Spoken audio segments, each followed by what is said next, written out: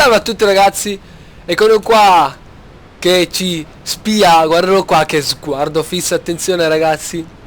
Io sono Guacamelee e bentornati in un nuovo video di Metal Gear Solid 5.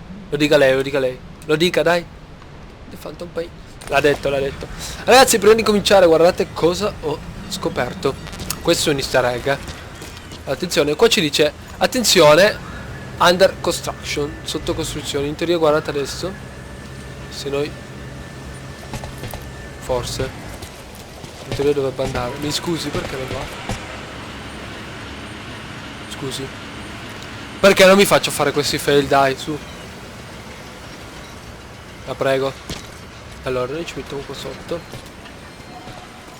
giusto? Dovrebbe praticamente cadere un qualcosa da una scatolone da là sopra, ma non cade. Allora, mi attacco qui. Dai, sono attaccato ora.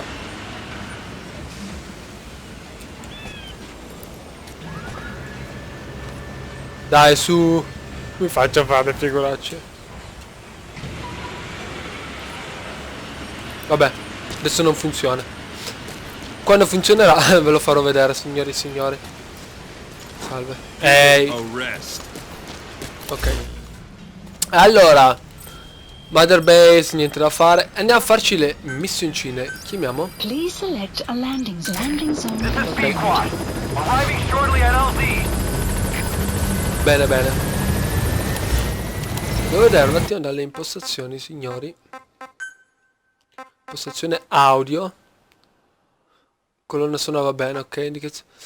Perché sono un problema di audio che si sente. Forse va a coprire la mia voce. Tanto, però non posso fare altrimenti. Quindi ragazzi, se mi sarete... Salve.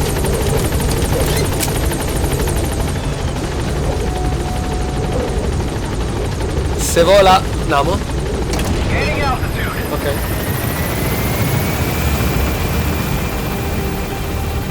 Sì, forse... La mia voce ogni tanto dei problemi. Salve signore, lei.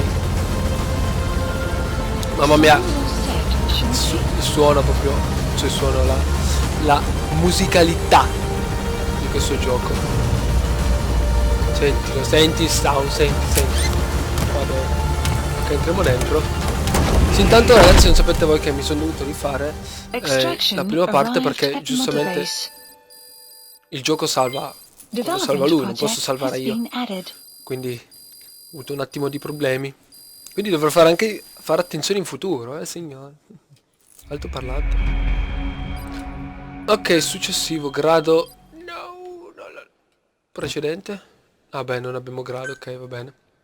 Ok, meno 3600 sì, perché sono i full tonaggi. Ok, andiamo avanti. Sì, saltiamo qua, premi. Briefing di Ocelot. Ok. Modalità riflesso, va bene. Riprendi partita. Ok, aspettate. Mission list updated. Boss, I know you haven't been back long, but I prepared a list of missions for you. Open your iDroid. Ok, deduco che questo... No, questo sì, sono probabilmente le canzoni. Le skippiamo solo così. No! Che qua ci danno un copyright proprio abnorme. Allora qua cassette audio, briefing di Ocelot. You were hospitalized in Dekelia, a British sovereign base area on Cyprus. It's part of British overseas territory that falls outside of Cypriot jurisdiction. You got moved from Cuba's Little America right into Cyprus's Little Britain. Why Dekelia? The UK and the US remain close allies. The last place Cypher would think to look for you is inside their own system. That's what kept you safe in British military hospital for 9 years. The safest place from a whale is inside its own belly. Vabbè, c'ha ragione. You were a regular Geppetto. Well, it wasn't Pinocchio who led me out to safety. So who was that guy? Cypher went so far as to attack British territory, burning their own ally. That's how badly they wanted you dead. Ok, quindi abbiamo visto che questo qua ci racconta un po' la nostra storia. Allora ce l'ascoltiamo, dai. But the doctor had a Greek accent. They hire locally. easier to trust them. Dikelia is also home to Greek Cypriots, after all. What about the Turks? They haven't returned to the south. Not yet. The Cyprus dispute is still a long way from resolved. The country is just as split as it was in '74. Turkish Cypriots in the north, Greek Cypriots in the south. Between them, the Green Line, the UN established. And Dikelia sits right on top of it. It does. Part of the buffer zone between the two groups. Another reason it was the perfect place to hide you. Easy to spot any outsiders snooping around. So how do things stand? Now, last year, the Turks declared that the Turkish Republic of Northern Cyprus is an independent state, though it's only Turkey that recognizes it. In the past, the Greeks and Turks lived side by side in the same villages. There are reasons to fight. Those came from the outside. Greece, Turkey, Britain, America, they all had their own stake in pitting the two sides against each other. But once you spark something like this, it's impossible to control. Both sides build up grudges like debt, without the foresight to see that each act of revenge just fans the flames, and then it's too late for other nations to rush in with peace talks. The embers keep on smoldering. Each nation's arrogance only breeds anarchy. The world is paralyzed by this hunger for revenge. Cyprus is no different. Ok. L'itinerario per l'Afghanistan.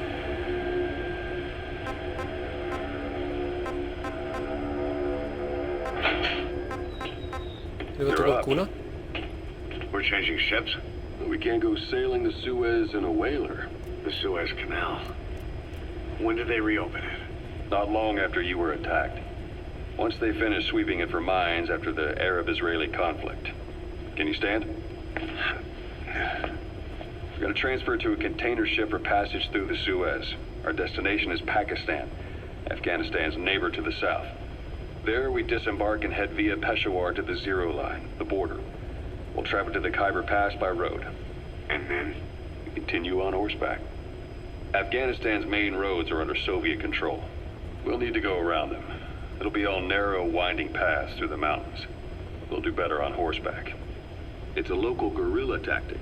They use the higher ridges to avoid air recons. Then they charge down the mountains for ambushes. The Soviets still haven't devised a counter-strategy.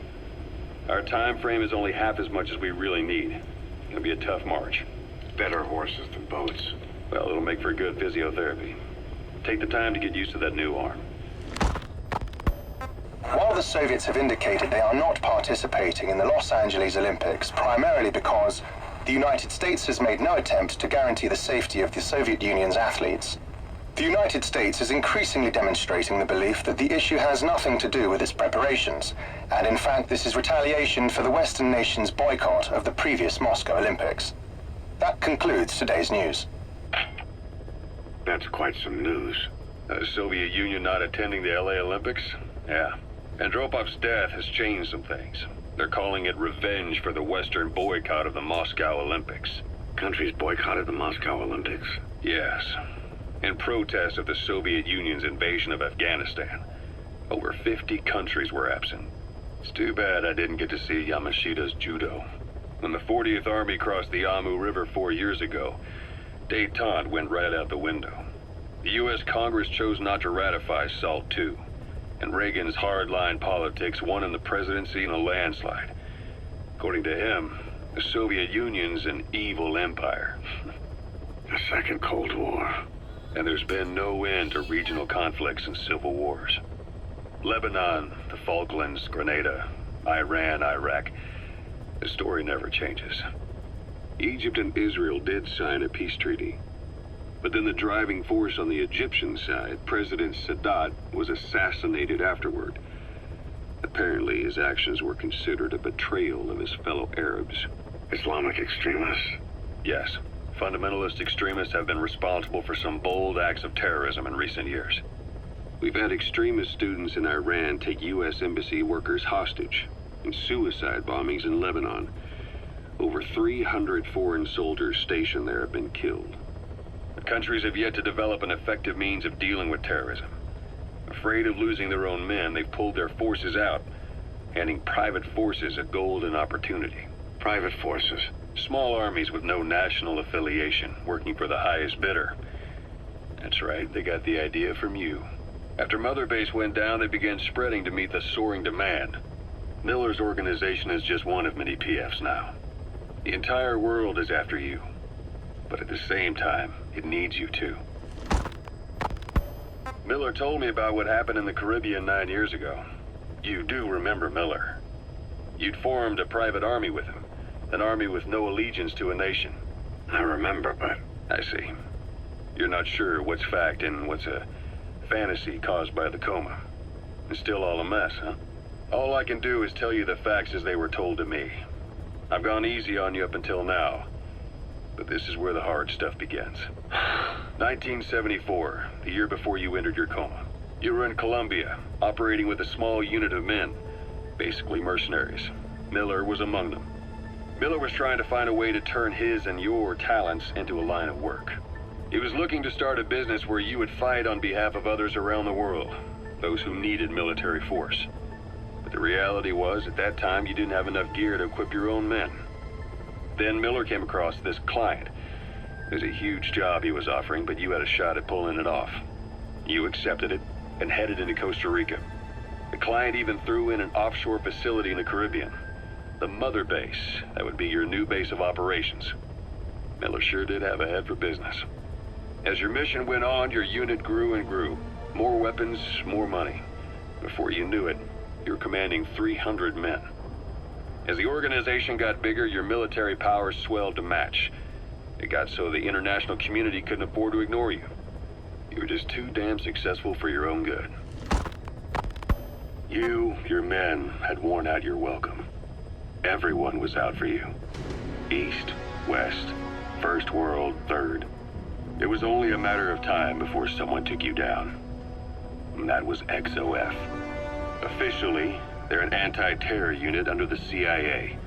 In reality, they're Cypher's private strike force. They lured you to Cuba using Chico, the Nicaraguan revolutionary kid, and Paz, a mole who worked for Cypher as bait.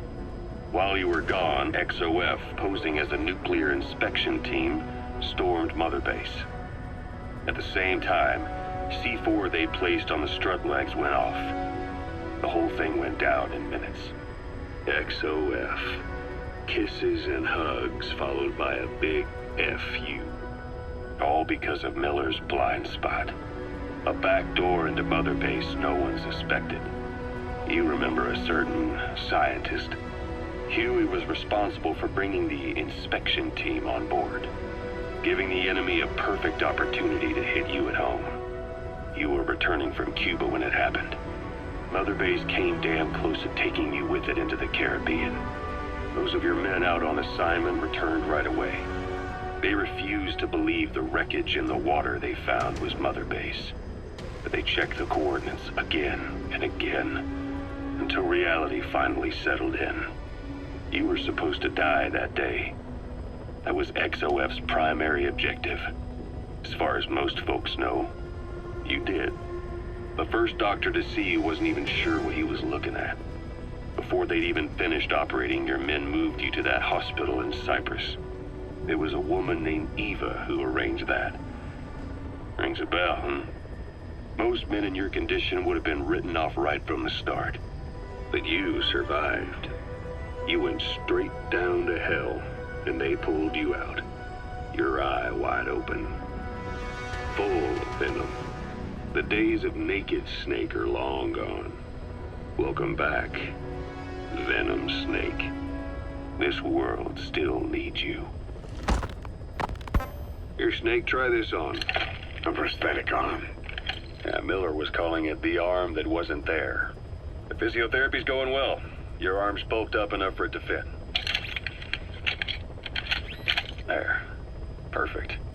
A little time with it, and it'll work better than the real thing. What do you think? Huh. I can still feel my real arm. Well, you better get used to this one quick. You have any pain? Every now and then. Where? My fingertips. My left fingertips. Sounds like phantom pain. Your brain still remembers your old hand. Yeah. What about your vision? Can you see okay? Yeah, at the moment. Now, the shrapnel in your skull is pressing on your optic nerve. I'm told any hard impact could have an effect on your visual cortex. Yeah. The doctor mentioned that. Your brain might process visual information incorrectly. In other words, you could have hallucinations. You might see things that aren't there, or not see things as they really are. You experience any of that? I think so. When? Right after I wake up. Colors look faded. Colors, huh? Well, that's not a major concern in and of itself, but it could mean the difference between life and death in the field. You'll need to watch out for that. I will. All right. You should continue your physio. We'll be arriving soon. It's the last chance you'll get. Bene ragazzi, quindi queste probabilmente sono cioè delle, diciamo, per capire la storia usiamo le cassette. Beh, allora io direi, non so quanti ce ne saranno, però direi di dedicarci a questo oggi. Che ne dite in questo episodio? Ocelot. I hear they started calling you Sherlock in Afghanistan. What's that about? You know the term Sharashka? It's slang for a suspicious, hastily thrown together organization. The word became associated with a type of forced labor facility in the Soviet Gulag system. OKB scientists and engineers who'd been convicted of crimes were sent to a Sharashka for forced R&D. The Sharashkas were supervised by Lavrenti Beria of the NKVD, the secret police, under the official name 4th Special Department. Forced research? That's not very different from what we do here. Diamond Dogs is different. Everyone here believes in you. Regardless of where they came from or why they're here, they revere you. And they're fighting because it was their choice. And if it wasn't, they'd leave? Who knows? That's our reality here, whether it's real or not. If there's another truth, I don't want to know it.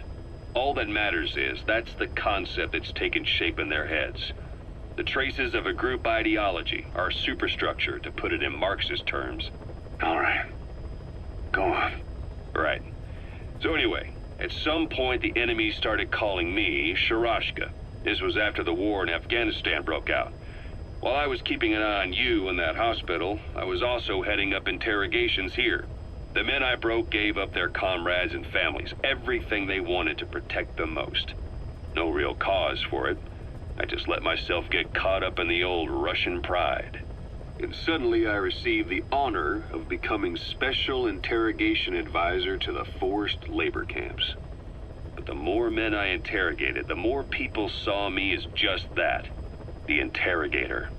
It helped cover my real objective of keeping you safe. You went that far for me? Far enough to keep you alive. I ended up being pretty well known among the Afghan guerrillas. Some of them would have seen me on the battlefield, and that's how I got the second half of the name. Shashka. It's a sword, a type of saber from the Caucasus. Russian dragoons and Cossacks carried them into battle. Now the Russian Empire had a general by the name of Fyodor Arturovich Keller. His bravery earned him the nickname Russia's greatest Shashka. Someone must have known about that, because somewhere along the line, Shashka got stuck on the end of Sharashka. The guerrillas were using the name amongst themselves, and by the time I got to hearing about it, pronunciation had wound up as Shalashashka. So, half Gulag, half Hero Sword. Is a perfect fit. But you see how rumors and ideas about people can get out of hand fast. Once you create a character and put it out there in public mind, it warps and twists with every baseless rumor. And before you know it, all people see are phantoms. In my case, it works out just fine. I'm plenty used to working under aliases. So SALT 2 still hasn't gone into effect? That treaty was drawn up to limit not just the size of the U.S. and Soviet Union's nuclear arsenals, but also their delivery systems. The whole deal. Just when we thought all those years of negotiations had paid off, somebody decides to invade Afghanistan. The timing couldn't have been worse. The president was in the middle of the SALT 2 talks back then. You mean while you were busy trying to stop Peace Walker? I heard. President Ford was meeting with the General Secretary in Vladivostok. In his absence, the political brass in America detected what they didn't realize was false nuclear launch data from Peace Walker. They were on the verge of ordering a retaliatory nuclear strike. Coleman's big idea? Humans are incapable of destroying themselves. Turns out he never knew what humans are capable of. If that AI, I mean, the boss, Hadn't found a way to stop the fake data transmission, they probably would have gone ahead with the launch. Deterrence was revealed as the pipe dream it was. All thanks to you. And her. The U.S.-Soviet talks looked set to fall through. What happened in Nicaragua no doubt helped trigger a change of heart. But in the end... The time's to find the politics. When you've grabbed their tail, they turn and bite your hand. I first met you 20 years ago now. The place was Selenouyarsk in the Soviet Union. We were enemies. I was with the GRU. You were still fighting for America. 1964. Operation Snake Eater. Its objective? The assassination of the legendary soldier known as the Boss. When you returned home successful, they awarded you the title Big Boss. Your CO, Zero, sought to carry on the Boss's will by covertly establishing his own organization. You knew the original members from Operation Snake Eater. From America, there was David O, or as he was to you, Major Zero. Donald Anderson, aka Sigint, Dr. Clark, who went by paramedic during the operation, and the fourth, you. From China, there was Eva, and me, Ocelot, from the Soviet Union. 6 in total. To us, government notions of friend and foe were meaningless. As were East and West, we joined forces by our will alone. Our objective was to fulfill the Boss's dying wish, to make the world one. And to do it, Zero used the Philosopher's Legacy, the secret war fund you obtained during Operation Snake Eater. This organization would go on to become Cypher. I, on the other hand, was left with the problem. You only recovered half of the legacy. I had to locate the other half myself. When I found the funds, I passed them on to Zero, just as you wanted. I still trusted him in those days. We thought what he was doing was the Boss's will, until he started that one project. Les enfants terribles, Zero called it. You parted ways, as did Eva, leaving only Anderson and Clark still with him. I maintained limited contact, although truth be told, we were just keeping tabs on one another. The reason was always you. After you returned to the Army and created Foxhound, you left America. For a time, even I'd lost track of you. I'd imagine Zero did too. You always were the best when it came to hide and seek. Zero created Cypher, an information network to tap into every corner of the globe. Woven together, Cypher's arteries make the world just one big organism. And that's not all. It also monitors the thorn in Zero's side. That's you, tracking your coordinates wherever you might go. The further you strayed from your roots, the larger Zero became. It's as if he was trying to close the gap between you. But before long, he disappeared from public life. Only a few people had direct contact with him. For a time, I was one of them. Then a year after you fell into your coma, he slipped out of sight entirely. Since then, nothing. No photos, no recordings, not even a reliable rumor as to his whereabouts.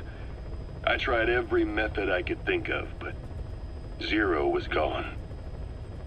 Freed of his control, his creation, his power continued to grow. Cypher is a great beast, and Zero was its spine. But even without him, it's endured, evolved. But now its body is rotting, riddled with parasites. Parasites like the ones who attacked you 9 years ago in the Caribbean, and then at the hospital. Cypher's Black Ops Unit, XOF. They learned where you were, and came to wipe the slate clean. Christmas Eve, 1979. The Soviet Union rolled into Afghanistan. Muslims had revolted against the Soviet-friendly regime established the year before.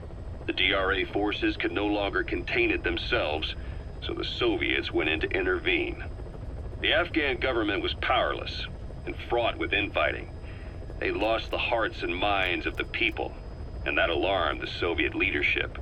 With the Islamic Revolution happening in Iran, the Soviets felt they had to act fast or risk the spread of Islamic revivalism. A superpower, sending a motorized rifle division against men on horseback with antique rifles. Everyone thought it'd be over in an instant, only it wasn't. Some Muslims made their fight a jihad, a holy war, and began a guerrilla campaign on all fronts. A war of attrition. These fighters call themselves Mujahideen. They're being supported by the West through Pakistan. That's why Miller was involved. He was training them near the Zero Line, sponsored by the CIA. The war has become a nightmare for the Soviet troops stationed here. They thought they'd be headed home in 6 months at the most. Then a year passed. 2 years. Now here we are 4 years on with no exit in sight.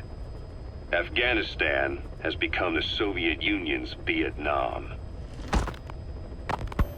The Soviet troops on the ground want to go home, but at least they have homes to go back to. The Afghans have lost theirs.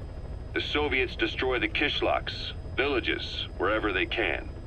They burn down homes and fields, fill in wells, turn pastures into minefields. It's created a mass of refugees who fled to Pakistan.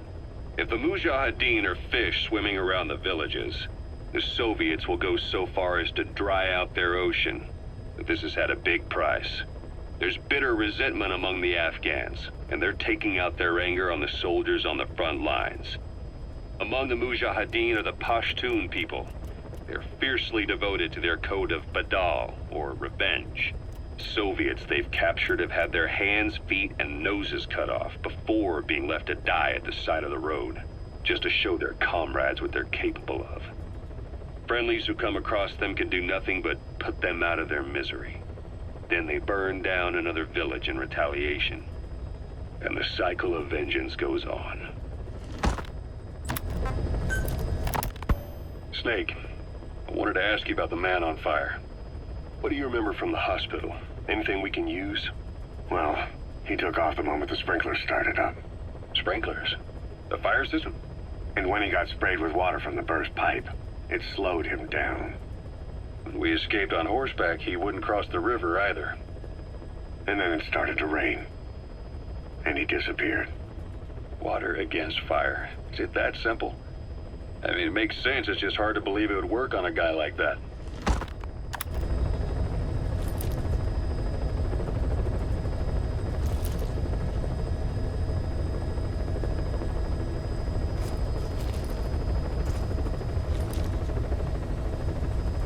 Ok, scusate ragazzi, piccolo fail, avevo il microfono mutato, yeah.